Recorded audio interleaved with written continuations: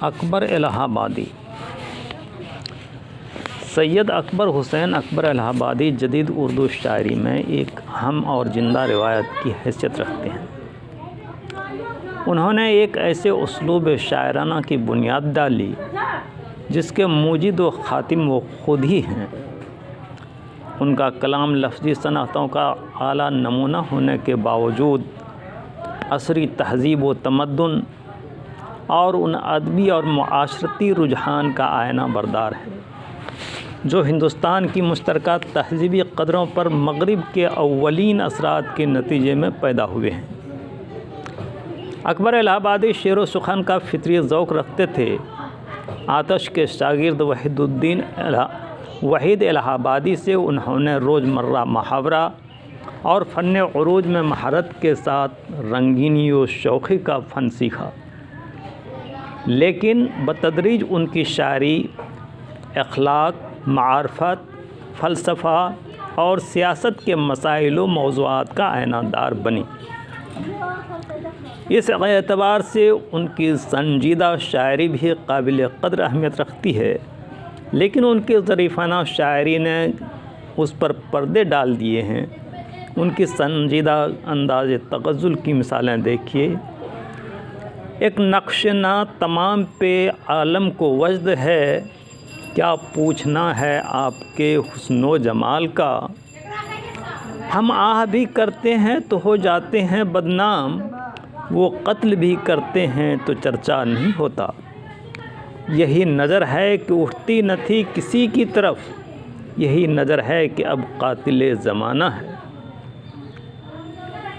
اور درج ذیل غزل ملاحظہ ہو: دل میرا جس سے بہلتا کوئی ایسا نہ ملا، بت کے بندے ملے اللہ کا بندہ نہ ملا، بزم یاروں سے بھری باد بہاری مایوس، ایک سر بھی اسے آمادہ سودا نہ ملا، گل کے خواہاں تو نظر آئے بہت عطر فروش، طالب زمزمہ بلبل شیدا نہ ملا، واہ کیا راہ دکھائی ہے ہمیں مرشد نے، کر دیا کعبہ کو گم اور کلیسا نہ ملا، سید اٹھے جو گجٹ لے کے تو لاکھوں لائے، شیخ قرآن دکھاتا پھرا پیسہ نہ ملا۔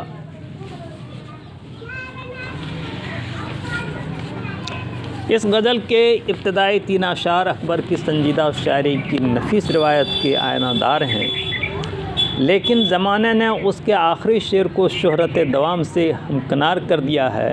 اکبر کا یہی رنگ ان کی ابدیت کا ضامن ہے۔ 1877 عیسوی میں اودھ پنچ کا اجرا ہوا۔ اسی زمانے میں سر سید نے مشرق و مغرب میں تہذیبی ہم آہنگی کی کوشش کی۔ اکبر مشرقی تہذیب و تمدن کے قتیل تھے، وہ مغربی تہذیب کی کورانہ تقلید، غلامانہ ذہنیت اور کاروباری نقطۂ نظر سے ہندوستانیوں بالخصوص مسلمانوں کو محفوظ رکھنا چاہتے تھے۔ اس اعتبار سے وہ بے حد قدامت پرست تھے اور قدیم نظام تمدن میں کسی تبدیلی کے روادار نہ تھے۔ اس لیے انہوں نے سر سید کی تحریک کے خلاف زبردست جمالیاتی تحریک چلائی۔ ان کی شاعری کا بنیادی مقصد اور نصب العین مغرب کی ذہنی غلامی کی مخالفت اور ماضی کا احترام تھا۔ اس لیے اکبر کا اسلوب ان کے فکر و احساس، رجعت پسندی، ماضی پرستی اور شدت جذبات سے پورے طور پر ہم آہنگ ہیں۔ اکبر اردو کے پہلے شاعر ہیں جنہوں نے غزل میں تغزل کی بجائے ظرافت کی بنیاد رکھی، اور اس مقصد کے لیے انہوں نے مس، شیخ، گائے، اونٹ، گرجا، مندر، بت، کالج، برہمن، لالا، بدھو، جمن، ٹٹو، ریل وغیرہ جیسی سینکڑوں علامتیں اور اشتہاریں وضع کیں، اور متحرک پیکر تراشی سے مختلف سطحوں پر عصری حسیات و اقدار کی آئینہ داری کی۔ اس اعتبار سے اکبر کی شاعری سے زیادہ عصری حیثیت کسی دوسرے شاعر کے یہاں نہیں ملتی۔ کلیم الدین احمد لکھتے ہیں: اکبر کی شاعری ان کے عہد اور ان کے ماحول کا آئینہ دار ہے۔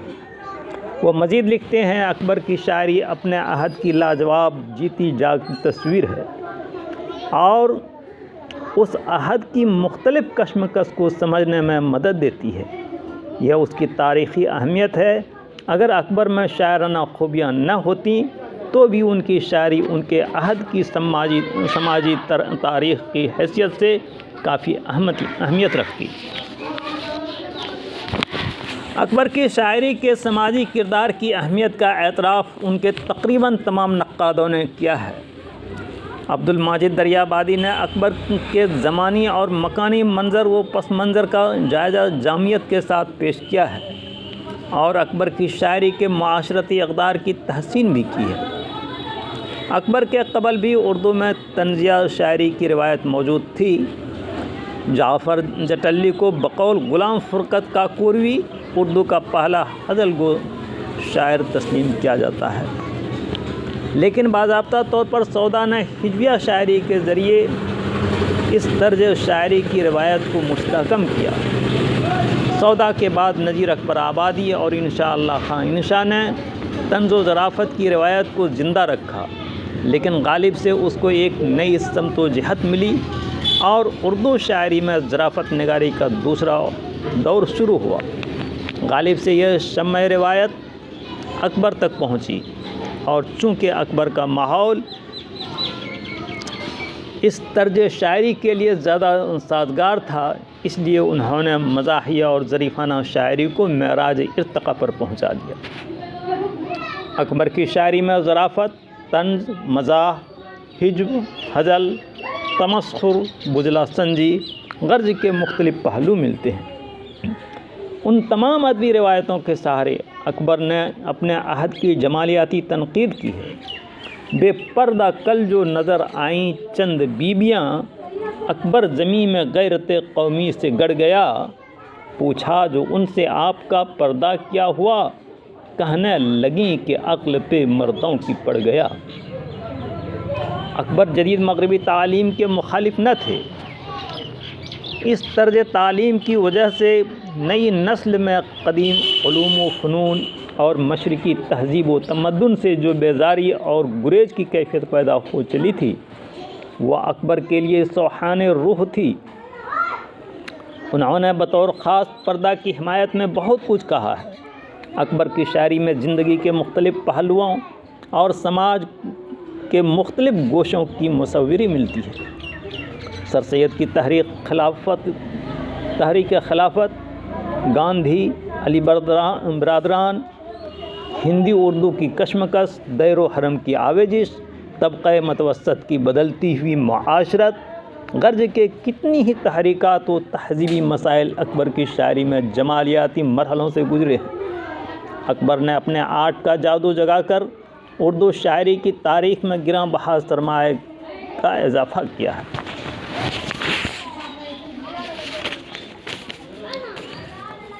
ہم ایسی کل کتابیں قابل ضبطی سمجھتے ہیں کہ جن کو پڑھ کے بیٹا باپ کو خبتی سمجھتے ہیں۔ خدا کے فضل سے بیوی میاں دونوں مہذب ہیں، حجاب اس کو نہیں آتا، انہیں غصہ نہیں آتا۔ بدھو میاں بھی حضرت گاندھی کے ساتھ ہیں، گو مشت خاک ہیں مگر آندھی کے ساتھ ہیں۔ مغربی طرز ہے اور وضع کی پابندی بھی، اونٹ پر بیٹھ کے تھیٹر کو چلے ہیں حضرت۔ رقیبوں نے رپٹ لکھوائی ہے جا جا کے تھانے میں، کہ اکبر نام لیتا ہے خدا کا اس زمانے میں۔ ہوئے اس قدر مہذب کبھی گھر کا منہ نہ دیکھا، کٹی عمر ہوٹلوں میں مرے اسپتال جا کر۔ بس کہ تھا نام اعمال میرا ہندی میں، کوئی پڑھ ہی نہ سکا مل گئی فی الفور نجات۔ ترقی کی نئی راہیں جو زیر آسماں نکلیں، میاں مسجد سے نکلے اور حرم سے بیبیاں نکلیں۔